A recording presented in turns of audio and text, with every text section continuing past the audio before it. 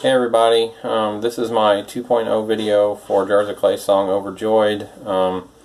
At this point I think I can make a little bit more professional video for this song and share it with y'all. I thank you for your 2,300 views that you've given to my first tutorial video. Wow, that's amazing. I'm humbled. Thank you so much. I hope I've helped you broaden your musical joy with being able to play this song. We'll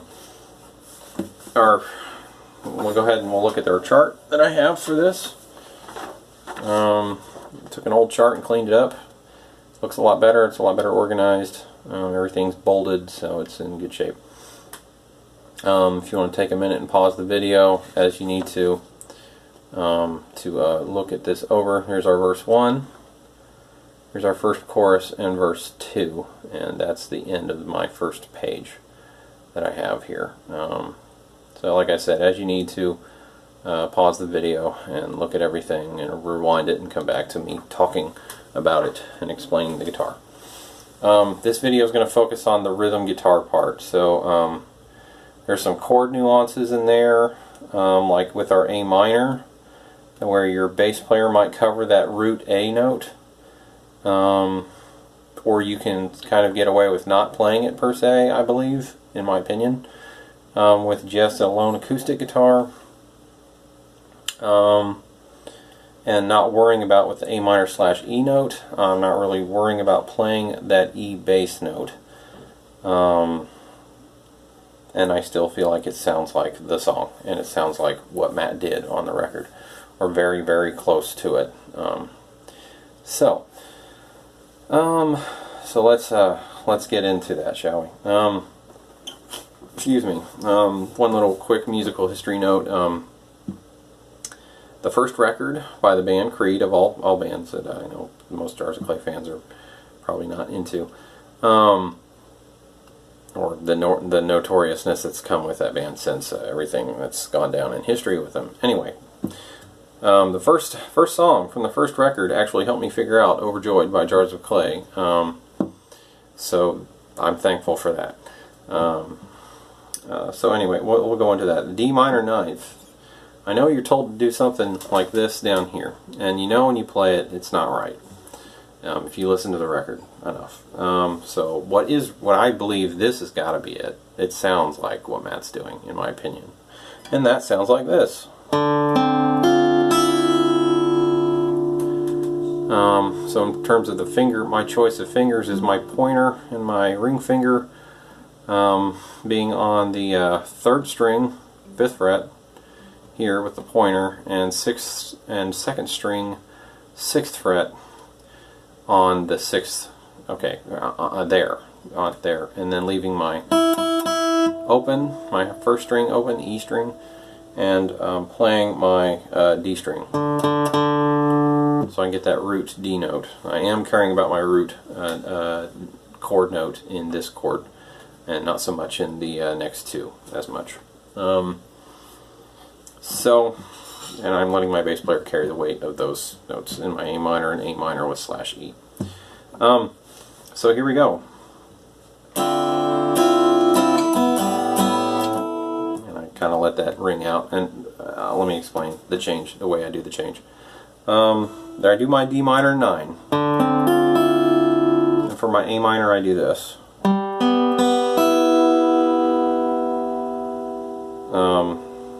Then I go back to my D minor 9, and then I do my A minor with E, which I'm just doing the same thing again. I'm just and my D minor 9.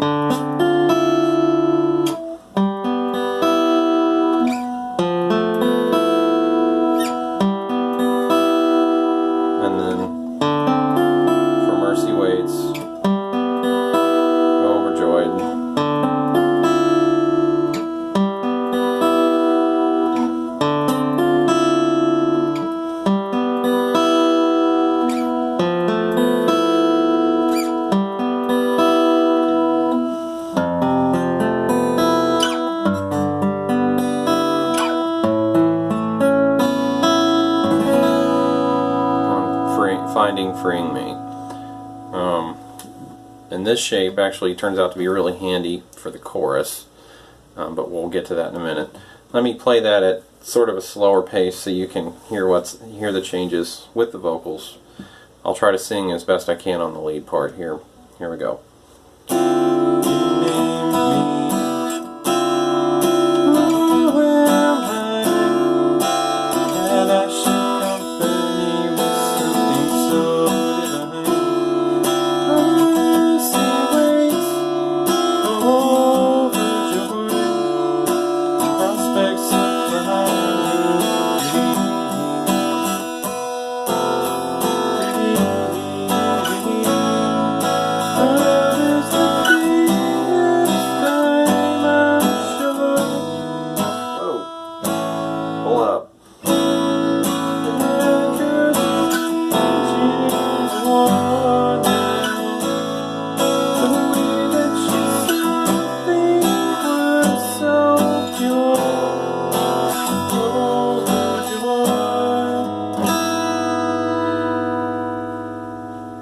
Okay, so I did the first verse with the chorus all the way to the end of the first chorus, and then we'll go into verse 2.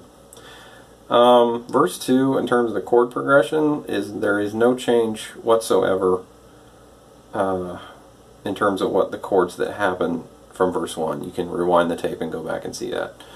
So I'm not going to do verse 2. I'm not going to break the chords apart into, I'm not going to break it apart into and baby feed it to you like I just did with verse 1. We've already done that, so I'm not going to do that twice. But for those who needed that, who are just super beginning at guitar and always wanted to play this song and needed it broken down to that level in order to begin to even get it, that's why it's that painfully done. For those of you who are intermediate and going, oh gosh, move on. That's why that's going that way. So there's that for that in the first, but let me get the chorus for you.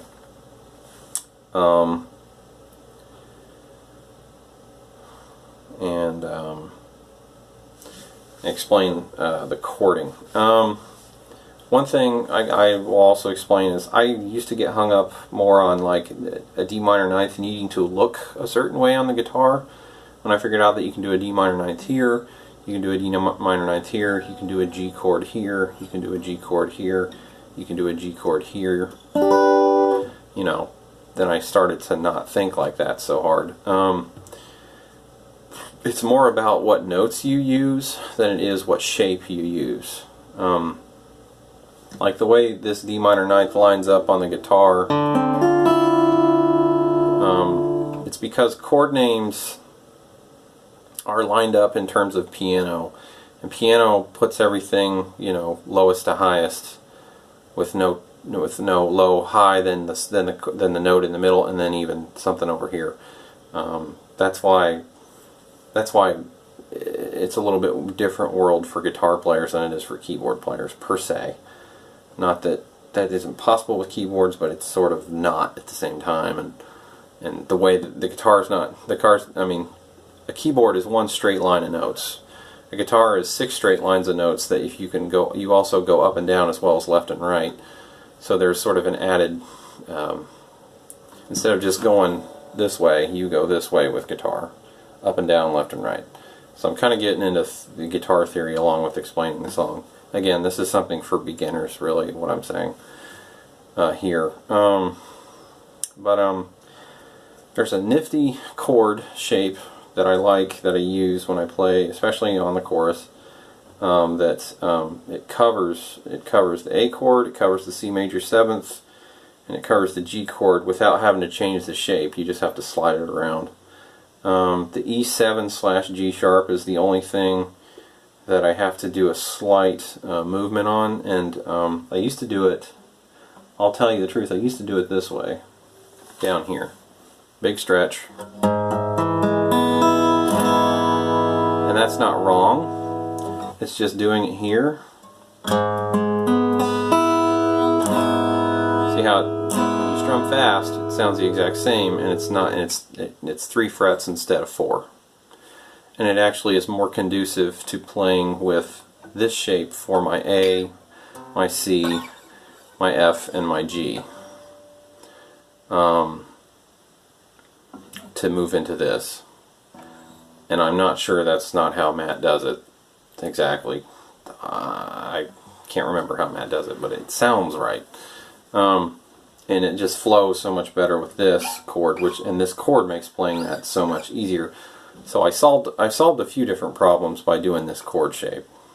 And I know some of you do it this way, and you still get the exact same notes. It's just the finger positions are different. Here I am doing it my bad habit way. So there you go. So anyway, let's look at that chorus. Let's see what that shape, just how wonderful that this particular chord shape makes that chorus. So there's my A, my C major 7. Okay, here's my A chord. My C major 7 slides up to the 8th fret. My fingers stay in the same shape, we just go from the 5th to the 8th. And then for the E minor 7, that's when things switch up a little bit. I've got my pointer and middle fingers on the 3rd and 6th strings. They're going, no, sorry. No, don't play that note. There, and then as this finger presses down, it mutes the 5th string. I just go ahead and mute that string. And I reach up with my pinky, because my pinky's the least stretch, to the 4th string on the 6th fret. So I have the muted, and I strum. This finger is not pressing anything down, in case it looks like it is. I'm just sort of curling it in. It's just floating above the neck, like that. So you can see that little magic trick I'm revealing there. So from my A to my C major 7, down to my E7 with G sharp in the bass, and G sharp there, and then I can slide right back up 1 fret and get back to my A. And then when I get to my F major 7, I just keep the shape, slide it down to the 1st fret, then I slide up to the 3rd for the G, and I slide it up to the 5th for the A. So that's nice. It really simplifies it. You get a nice rich tone because you got all your 6 strings playing. That E7 with the G sharp in the bass is so much easier to play like this than it is like that, like the book suggests. I just really like that method. I wish I could see Matt play again so I could see if that's exactly what they do. Even if it isn't, I might still stick to it because it's so much smoother, and it still has a great rich sound. You get all your notes in there to get that big powerful sound out of your instrument during the chorus. You know, since these choruses kind of boom where the verses pull back some. So there's a lot of reasons why I like doing it this way. And then we go back to our verse chords that we did in verse 2. I'm not gonna play it. I'm gonna go into our 2nd chorus, which again doesn't change a lot from our first chorus. We're really doing the same thing. Even our but let me show you that 2nd page. Let me get to that. Sorry, dinner time's arriving where I'm at right now. So there's our 2nd chorus. I think it's pretty much, basically all I had to do was cut and paste that onto there, because it's the same, all the counts, none of the counts changed. Thank goodness, and Jars of Clay songs are notorious for that. Then we have our, what I guess is a bridge, missing from me the you gave to me, with the F sharp minor 7th and the B minor 7th, and I'll show you my method on those. And then the E minor 7 and the G, and of course I'll give you all that in a minute. The guitar solo, we're just worried about playing our chords while our lead guitarist leads, like Leonardo, or Ninja Turtle joke. And we have our short, what I call a short verse, with our D minor ninth and C major seventh. Again, that's another one where I'm not worrying about my bass root. I'm letting my bass player cover that. I'm just doing, it's kind of a funny way how those chords sort of cheat their way through the song, per se. I'm letting my bass player handle what would be those C notes, those root notes in those chords, if that's going to happen at all. And then doing another, a third and fourth chorus and an outro, and then we're going to go to the final page, but we're going to just cover what I have on this page. Actually, we're going to start with the bridge. Okay, so the bridge. So we're playing through our chorus. I'm going to go ahead and play through that real quick just to kind of help you see how it glues together.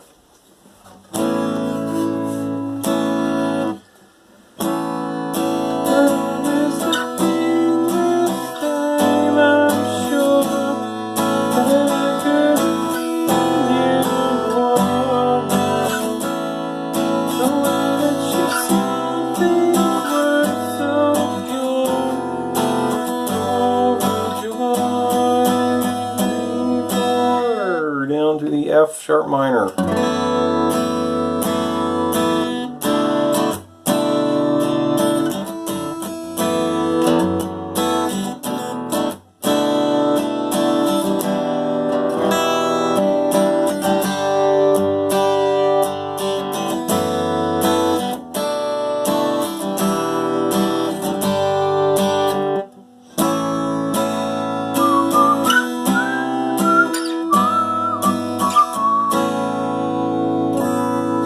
Yeah, whistling to give you the solo with the rhythm, so you can see how that starts. And you hear how that starts. So my F sharp minor 7, technically in F sharp minor 7, or at least one way to do it is in your B minor 7.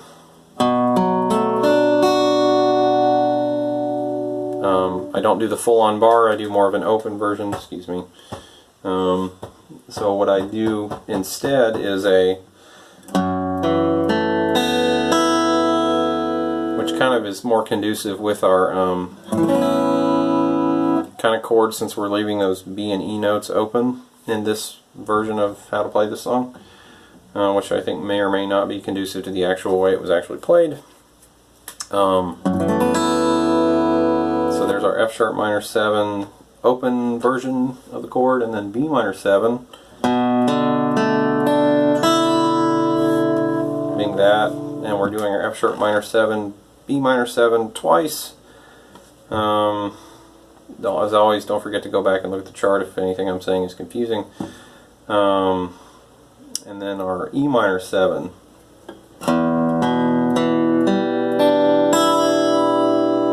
Notes there. And I did do a G add 9 basically. Which you could do that way, or you could go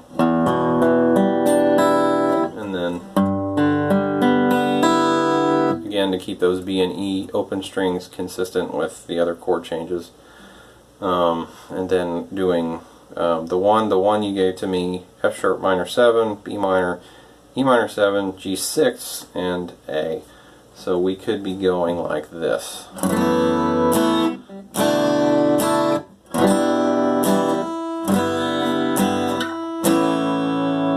Now I'd almost recommend, instead of going, don't do that, do this. Make this your habit, because this chord, you can go from this to up to your A, which is going to start into your guitar solo. Which is going to lend itself to our chord shapes that we use during our chorus and guitar solo, which are these, though.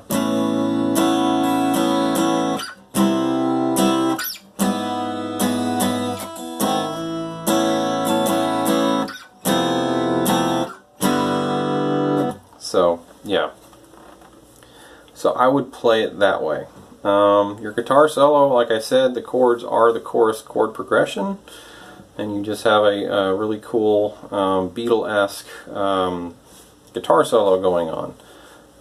I figured out a version of the guitar solo my goal in mind with it when I figured it out was doing it as simply as possible, keeping the fingering as simply as possible, making it the effort as effortless as possible, sort of a quote-unquote kung fu principle, if you will. Looking for the stillness in the motion, which is something I think you should apply to your music playing too. Keep it simple as possible. Only make it as complex as it needs to be, without wilting your beauty of your art, per se. So anyway, our solo, starting I believe on the 6th fret, yep, on the 3rd string. So we're going to 6, 7, 7, 9, and then going down to the 2nd string. So doing from a 6, 8 hammer-on.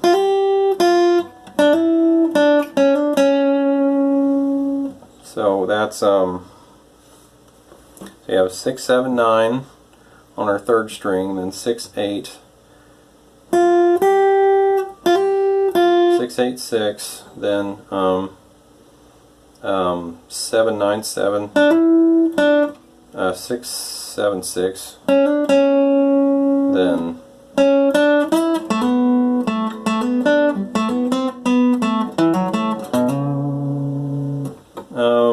so played slower, that's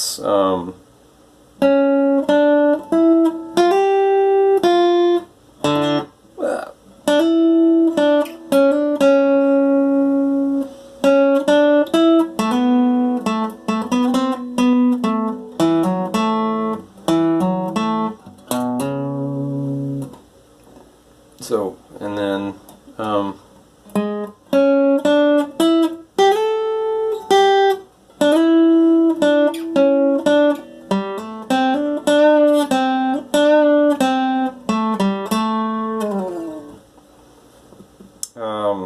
so of course that's easier for an electric guitarist to play, and I can jump right back into my, versus me doing the solo and then sliding back up. But I could do that. It's not that it's impossible to do that. It can be done. If you're just playing it by yourself on a single acoustic guitar, or a single electric even. So, but yeah, there's your guitar solo. Anyway, so we did, how did we do that again? We went,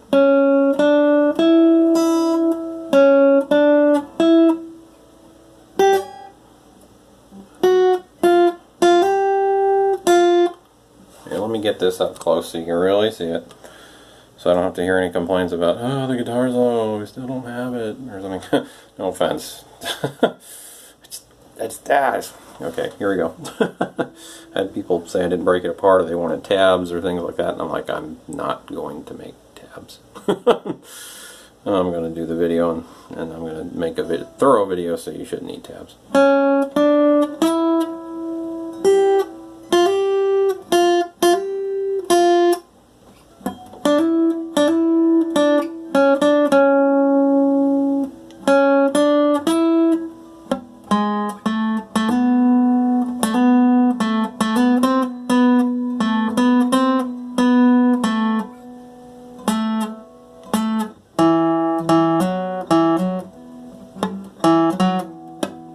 Whoops.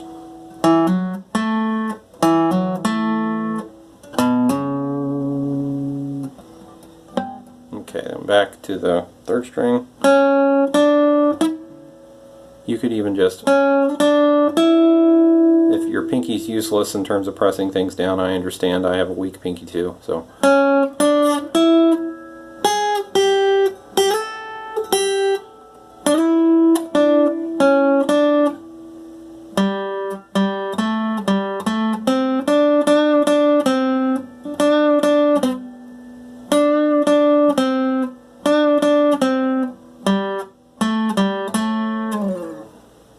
So there's your solo. You know, and listen to Steve. If somebody, like again, if somebody knows how to get the effects right, I'm more than happy for them to cover that part, because I guess I've got the notes. I hope I've got the notes at this point. But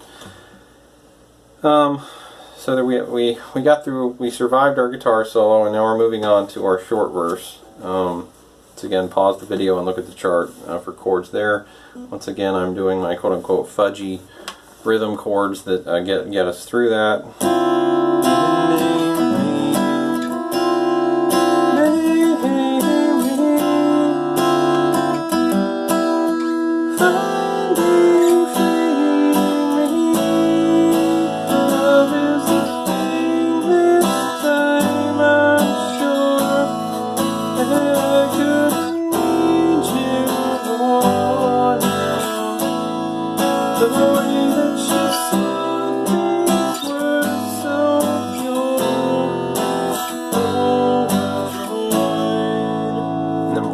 Do our last chorus, and let me get that page up so you can see it.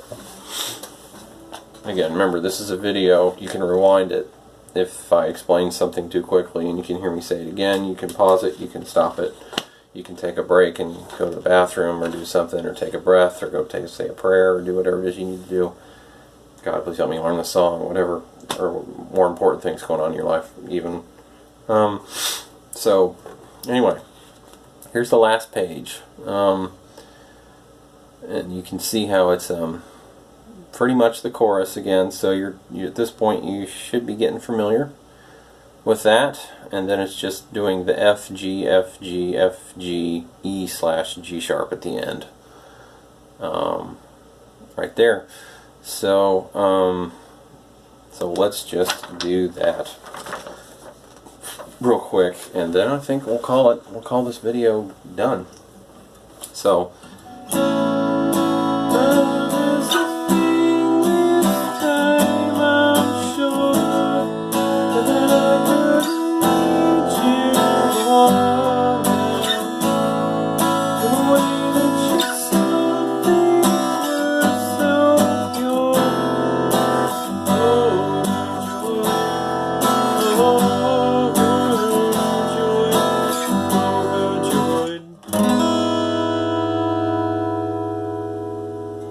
wrap up the song, and that's it.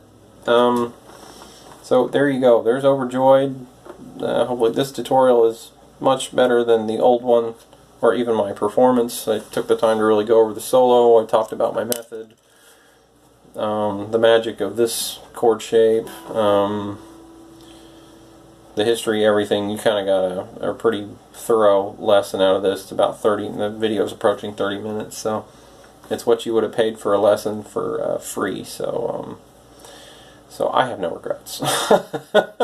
I no longer have regrets about this song because I now have a thorough video made for it. So please comment, below. If there's something I could have missed. I don't know at this point. I feel like I've done this song to death, but it's nice to have done a song well enough and be able to play it well enough to feel good about it and feel confident about giving people instruction in how to play it. So, and especially since it's not mine. So anyway, thanks, and keep learning, and God bless.